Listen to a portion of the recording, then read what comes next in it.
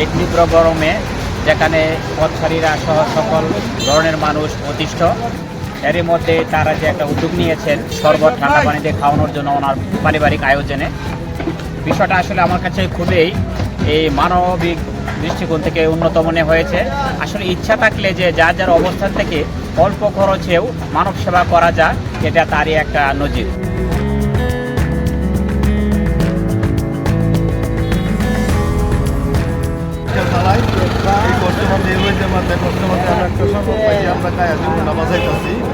একটা সুবিধা হয়েছে।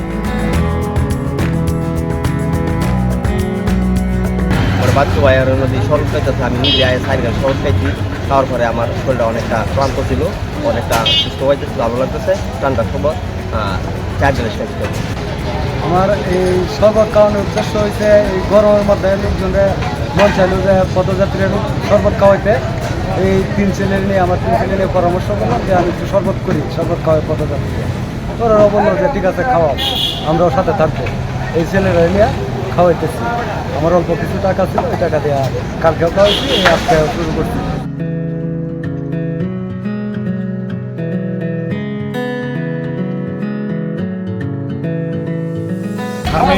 আমার বন্ধু আমিম ও তার মা ও তার 2 ভাই মিলে এই যেমন একটা উদ্যোগ নেওয়ার কারণে এই উদ্যোগে আমরা আরও কয়েকজন মিলে উৎসাহিত হয়ে তাদের পাশে থেকে সহযোগিতা করেছি এবং পথচারী ও মুসল্লি ভাইদেরকে আমরা এই স্বস্তি শরবত বিতরণ করেছি।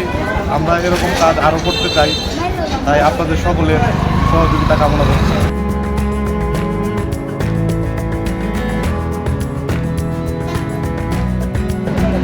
আমরা এই প্রচণ্ড গরমে খেটে খাওয়া মানুষ, অটো চালক, রিক্সা চালক, নির্মাণ শ্রমিক যারা আছে তাদের থেকে আমরা এই তাপের প্রকোপে আজকে একটা শরবত, বিগত দুদিন যাবৎ আমরা একটা শরবতের আয়োজন করেছি।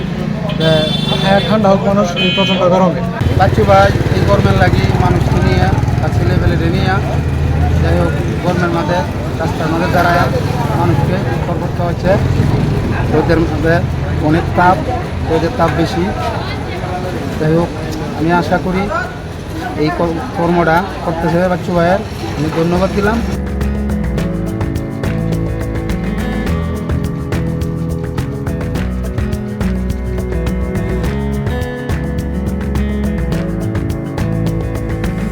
বাচ্চু ভাই ছেলে পেলে লইয়া 2 দিন ধরে শরবত খাওয়াইতেছে, মানুষের খুব উপকার হচ্ছে।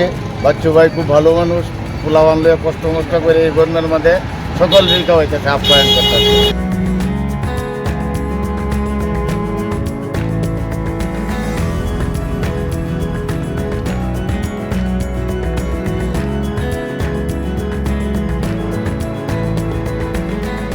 বাসা থেকে বের হওয়ার সময় আসলে দেখলাম যে এখানে আসলে বাচ্চু ভাই 3 ছেলে এখানে আপনার সাধারণ আপনার জনগণ বা যারা আছে বা পথচারী যারা আছে তারা বিনামূল্যে বা ফ্রিতে আপনার শরবত পান করাচ্ছে। তো এটা আসলে এই সময়ের জন্য আসলে একটা খুব ভালো একটা উদ্যোগ।